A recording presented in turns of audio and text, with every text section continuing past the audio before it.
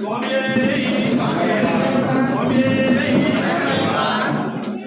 చెప్పండి. పోతనాదాయ పోతనాదాయ విద్మహే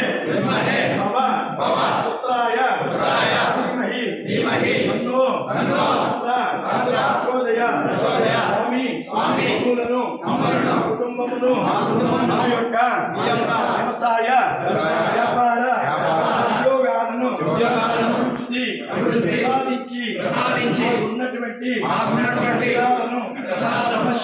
సమస్యలను బాధలను ఆరోగ్యములను లక్ష్మీదేవి కటాక్షముతో గురుదేవత అనుగ్రహంతో కాపాడు కొండల స్వామి